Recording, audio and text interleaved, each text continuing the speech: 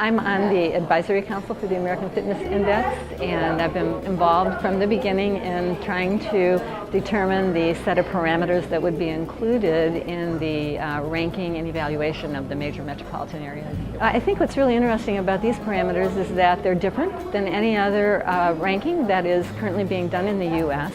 And what I really like about them is that they include both personal parameters as well as environmental parameters. And for a long time, we've really been encouraging people to make individual choices to improve their health and wellness, and in particular to improve their physical activity levels. But we haven't been putting very much emphasis on environmental parameters, and I think it's really important to create an environment in which it is much easier for people to make healthy choices. Well, I think it's somewhat surprising to see Washington, D.C. on the one hand, because I don't necessarily think of that area or the people who live in that area as even having time to attend to their health behaviors. But on the other hand, they are people who are involved in policy and decision making. They're probably well educated. They might be a little bit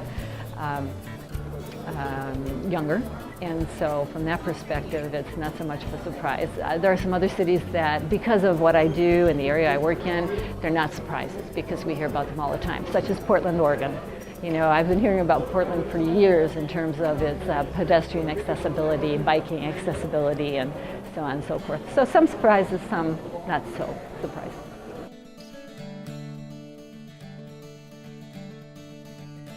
Well, I think public transportation and designing communities so that it's easier for people to transport themselves via public transportation, walking and biking. I think that dietary choices are important, so doing anything we can from that perspective.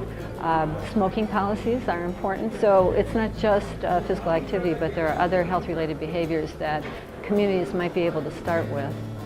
But public transportation is important beyond just walking and biking as well.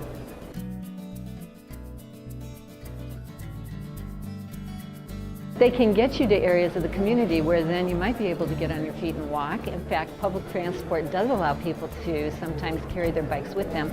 So where I live, for example, is in a rural area of the West Lafayette community, and I don't have trails where I'm at. If I want to go for a run in the morning, I've got to go for a run on a county road. And traffic might be going by me, although granted there may not be that much traffic, but the cars that do go by me might be going 55 miles an hour.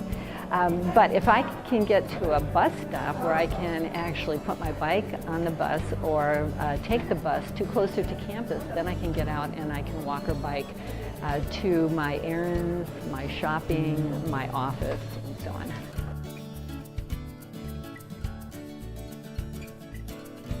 I'm a member of a community committee that's called Healthy Active Tippecanoe, and we are sort of the belief that we can accomplish more and quicker from the grassroots level rather than waiting for federal and state policies and guidelines to come down and impact us.